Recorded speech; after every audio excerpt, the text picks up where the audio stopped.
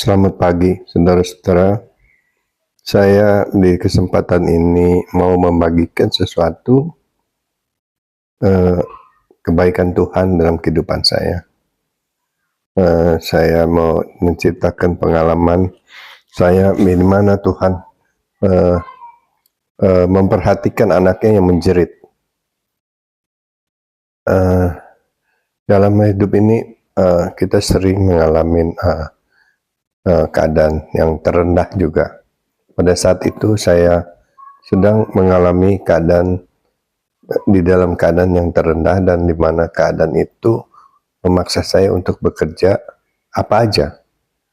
Waktu itu saya dapat pekerjaan dari satu perusahaan yang menyewakan orang-orang bekerja itu karena di perusahaan itu tidak ada kerjaan lain, cuman hanya ini dan saya ambil kerjaan itu.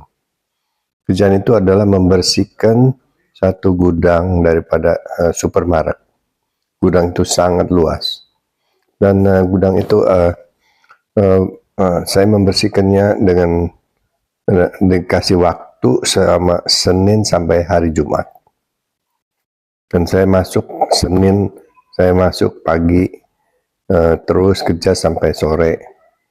Saya bekerja terus, tapi di dalam saat saya bekerja itu saya banyak berdoa, banyak berkata-kata dalam firman Tuhan. Dan saya banyak berkata, Tuhan, ini bukan tempat saya, Tuhan. Setiap kali saya berkata gitu, ini bukan tempat saya, Tuhan.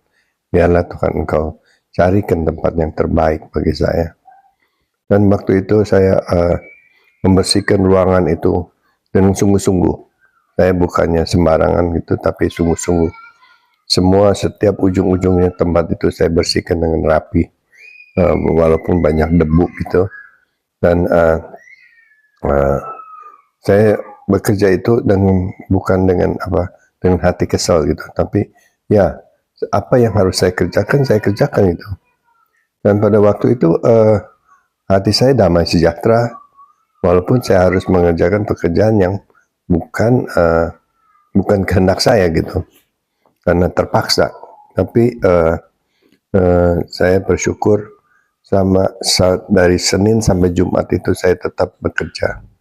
Terus sampai akhirnya Jumat selesai dan akan diperiksa oleh yang punya kepala gudang itu, dan mereka melihat semua.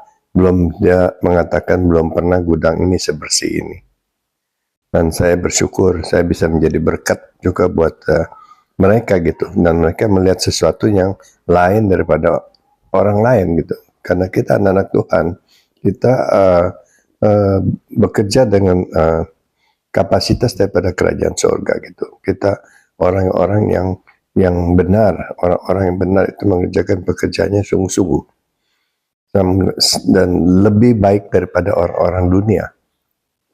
Dan mereka sangat puas, dan saya kembali lagi hari Jumat itu ke kantor tempat saya ambil kerjaan itu.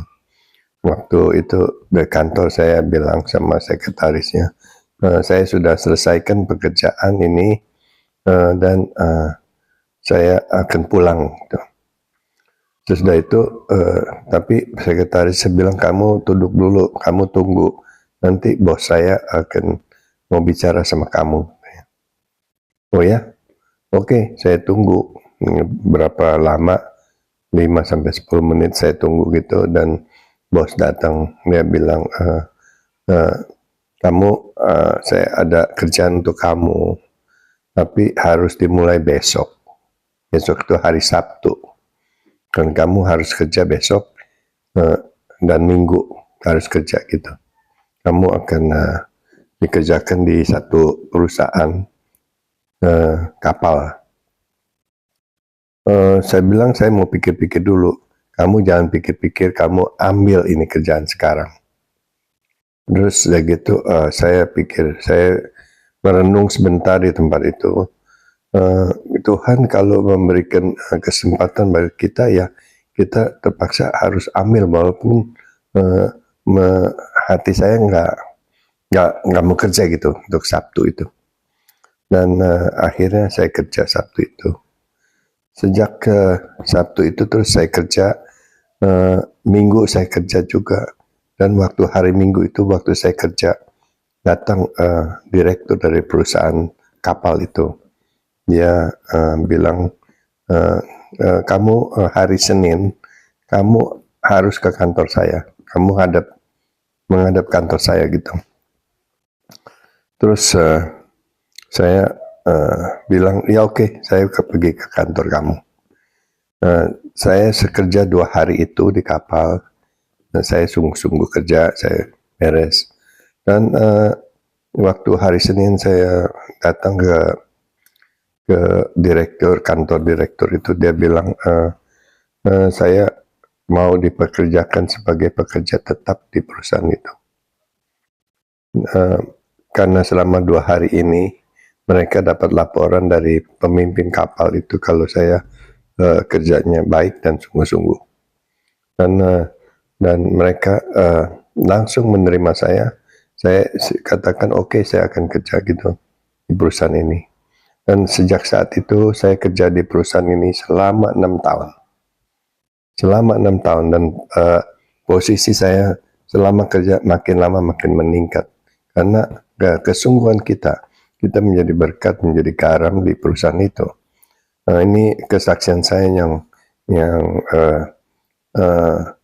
salah satu kesaksian saya yang luar biasa di dalam kehidupan saya berjalan bersama Yesus. Saya harap kesaksian ini menjadi berkat bagi saudara-saudara yang melihat dan mendengar, supaya kita sebagai anak-anak Tuhan, kita nggak perlu khawatir, nggak perlu takut, walaupun di titik terendah kita mempunyai Yesus yang bisa mendampingi kita, dan perkara ini Yesus akan membela kita. Sekian, supaya kesaksian ini menjadi kekuatan bagi saudara-saudara yang kebetulan berada di titik terendah. Terima kasih dan Tuhan memberkati. Amin.